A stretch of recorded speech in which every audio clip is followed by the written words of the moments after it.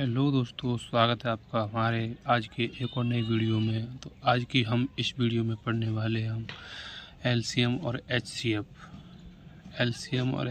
में आज का टॉपिक रखने वाला हूं। तो ज़्यादा टाइम बर्बाद नहीं करते हुए हम अब चलते हैं अपने टॉपिक की तरफ। देखिए, मैंने लिख रखा है एलसीएम और एचसीएफ। एलसीएम को और एचसीएफ को हिंदी में क्या कहते हैं? लघुत्तम समापवर्त्य और महत्तम समापवर्त्य, यानी कि एलसीएम एंड एचसीएफ। देखिए, एलसीएम की फुल फॉर्म जानते हैं क्या होती है? एलसीएम की फुल फॉर्म होती है लीस्ट कॉमन मल्टीपल, यानी कि लघुत्तम समापवर्त्य। देखिए, एचसीएफ की फुल फॉर्म क्या होती है? हाईएस्ट कॉमन फैक्टर, महत्तम समापवर्त्य। तो चलिए इनको हम एक एक करके समझते हैं, ये दोनों क्या चीज़ें होती हैं और क्या इन कब का यूज होता है। तो चलिए पढ़ते हैं। हम पहले हम एलसीएम को कर लेते हैं। देखिए, एलसीएम इसकी फुल फॉर्म होती है लीस्ट कॉमन मल्टीपल, यानी कि लघुत्तम समापवर्त्य।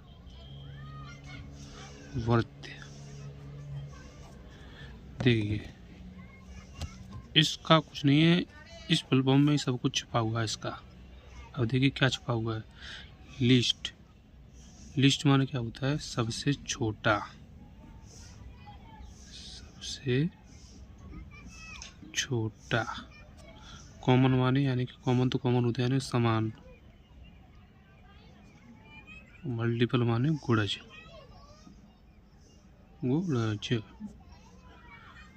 अब देखिए, आपको गुणज को भी समझा देता हूँ। गुणज होता क्या चीज़ है गुणज?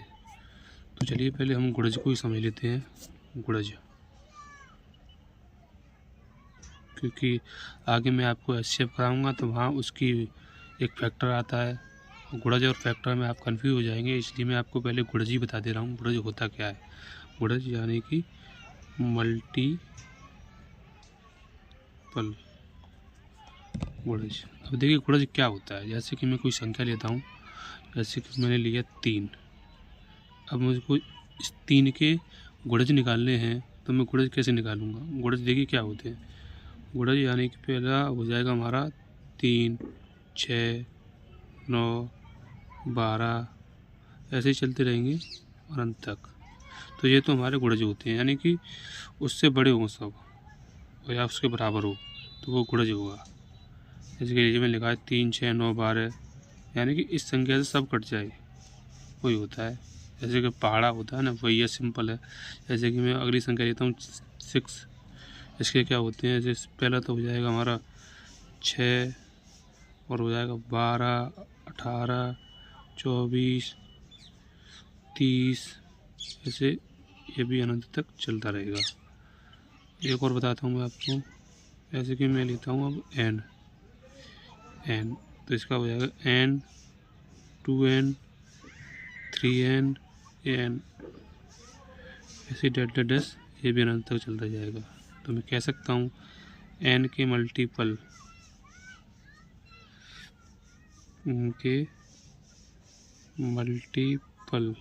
यानी कि गुणज, वे सभी संख्याएं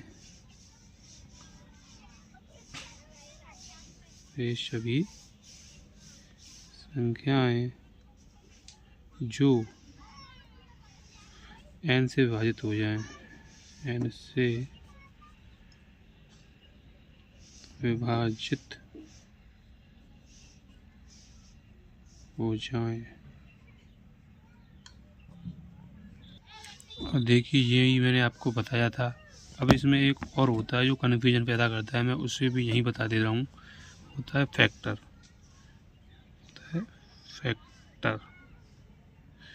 यानी कि गुणनखंड। तो देखिए ये क्या होता है, यानी कि मैं संख्या लेकर ही बताऊंगा तो आपको अच्छा समझ में आएगा। जैसे कि मैं लेता हूँ 12 लेता हूँ पहली बार। अब इसको जो संख्या मतलब भाग चला जाएगा, जो जो इस संख्या में जिसका भाग चला जाएगा वो इसके गुणनखंड है। यानी कि सिंपल सी भाषा में कहें तो हम 12 को जो संख्या काट देगी वही गुणनखंड होगी। जैसे कि पहली तो हो जाएगी हमारा 1 ही हो जाएगा, 2 से भी ये कट जाएगा, 3 से भी काट देंगे हम, 4 से भी कट जाएगा, 6 से भी कट जाएगा और 12 से भी कट जाएगा। अब ये किसी से नहीं कटेगा, देख सकते हैं आप, ये और किसी से कट रहा हो तो बस नहीं कटेगा जब किसी से। ये तो होते हैं इसके गुणनखंड और ये होते थे इसके, ये हैं इसके मल्टीपल। तो समझ सकते हैं आप गुणनखंड और मल्टीपल में क्या अंतर है। जैसे कि मैं अगली संख्या और लेता हूँ, कोई 6 लेता हूँ मैं। तो देखिए 6 के गुणनखंड क्या हो जाएंगे। यानी कि पहला तो हमारा हो जाएगा 6 ही, यानी कि पहला हो जाएगा हमारा 1, दूसरा 2 हो जाएगा, 3 हो जाएगा और 4 नहीं होगा और 6 हो जाएगा। यानी कि ये हो गए इसके गुणनखंड यानी कि फैक्टर। एक और लेता हूँ मैं आपके लिए 15। अब इसका 1 तो सब में ही होता है और 3 हो जाएगा, 5 हो जाएगा और 15 हो जाएगा। यानी कि इसको मैं कह सकता हूँ n के फैक्टर।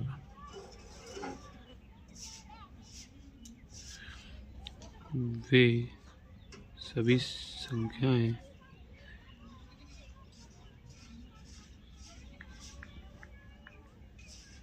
संख्याएं जो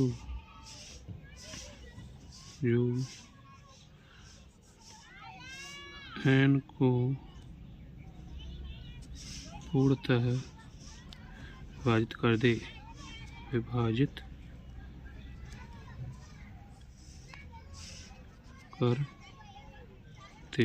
तो चलिए हमने जाना मल्टीपल और फैक्टर क्या होते हैं।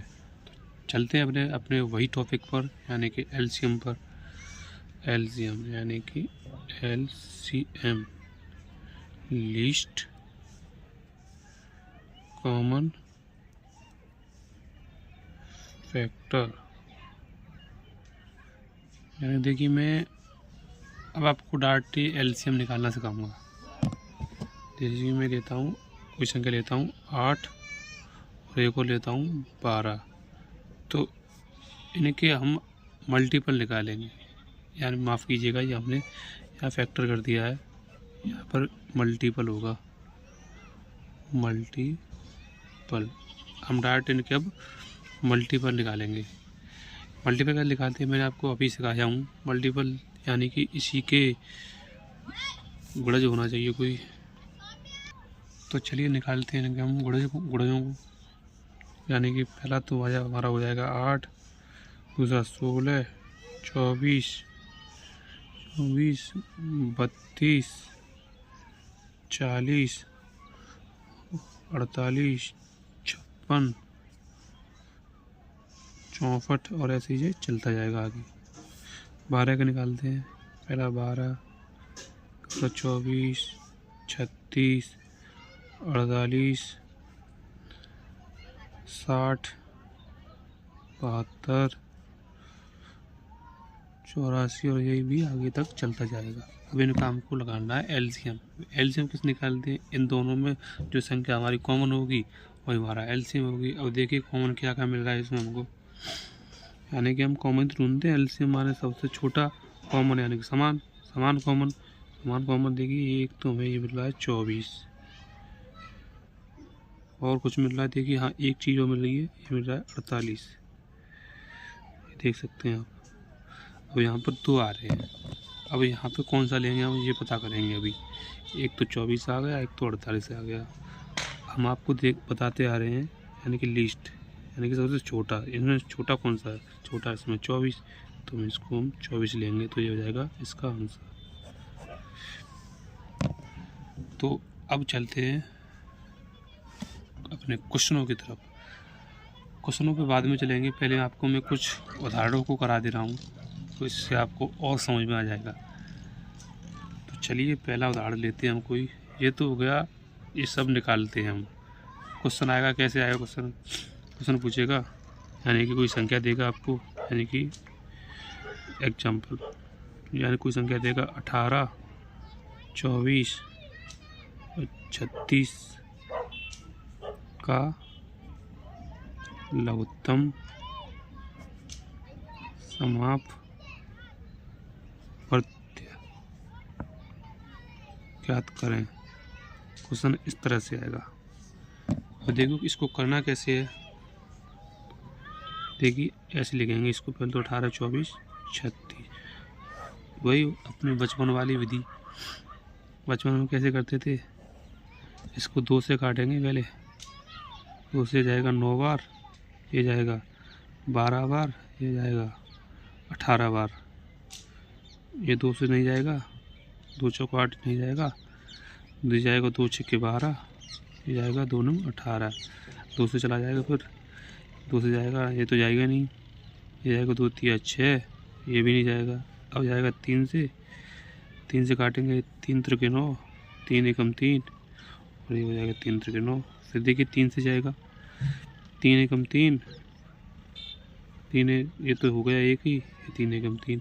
और देखिए ये आ गया हमारा एलसीएम, यही हमारा एलसीएम है। इसको हम कैसे लिख सकते हैं, 2 गुणा 2 गुणा 2 गुणा 3 गुणा 3। इसी को हम गुणा कर निकाल लेंगे, ये कितना हो रहा है, वही हमारा एलसीएम हो जाएगा। यानी कि 2 दूना 4, 4 दूनी 8, 8 तिया 24, 24 तिया देखिए होता है 72। ये हो जाएगा हमारा इसका आंसर। बस हो गया, सिंपल सा है। तो चलिए अब मैं आपको डायरेक्ट क्वेश्चनों की तरफ लेके चलता हूँ। देखिए पहला क्वेश्चन आ चुका है, इसमें बोला गया है 18, 24, 36 का लघुत्तम समापवर्ती ज्ञात कीजिए। सेम इसी सवाल को अभी करके आए हम। तो इसका आंसर हमने क्या निकाला था अभी, 72। इसको आप कर लेना, क्योंकि अभी इस सवाल को करके आए हम। अगले सवाल की तरफ चलते हैं। ये रहा हमारा आज का अगला सवाल।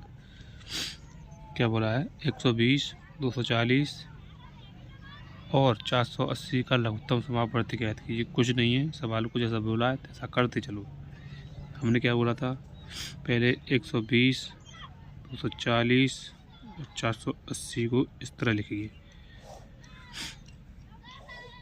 2 से काट देंगे, इसको 2 से काटेंगे तो ये जाएगा 2 से 2 छक्के 12 बार, 2 से ये जाएगा 12 बार, और 2 से जाएगा 2 1 2 दूना 4, 2 चौके 8, ये आएगा इतने बार।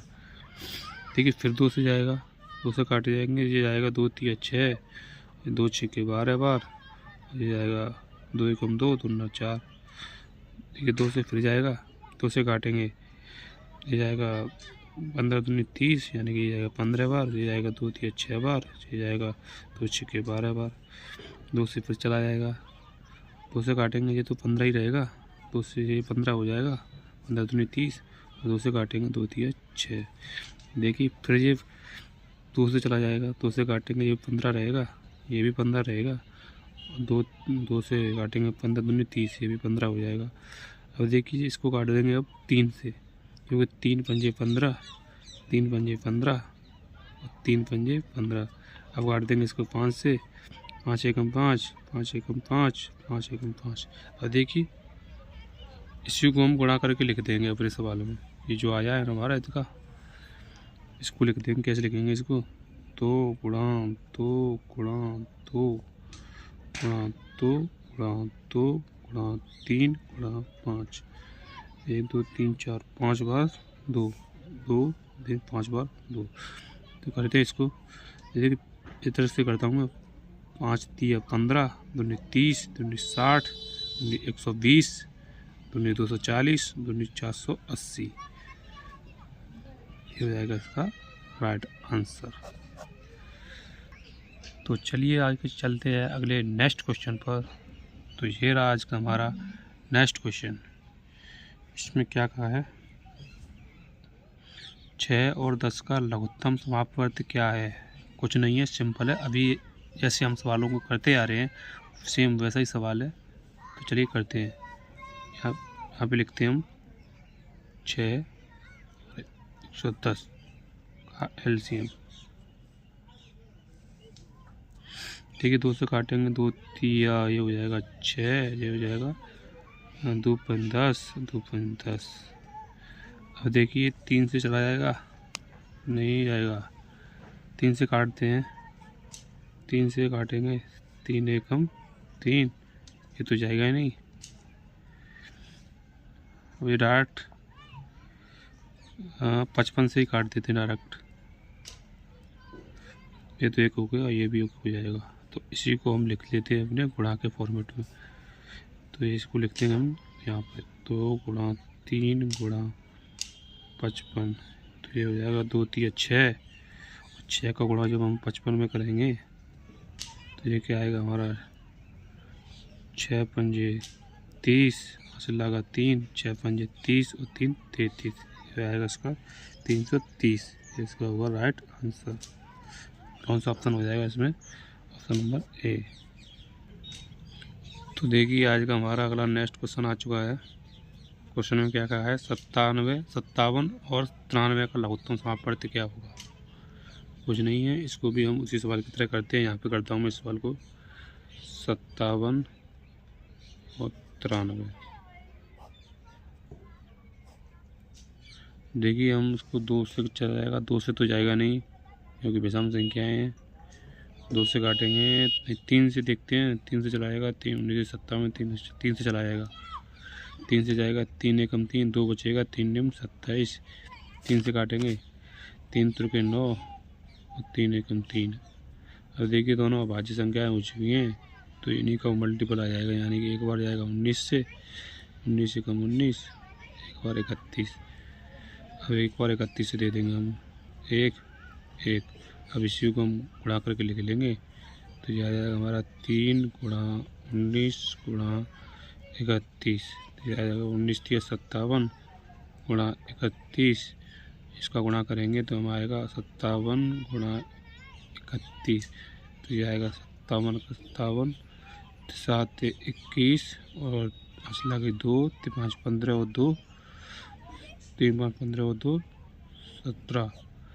यह आएगा 7, यह आएगा 6, यह आएगा 7, यह आएगा 1767। यह आएगा इसका आंसर। कौन सा ऑप्शन सही हो जाएगा इसमें? Option number A.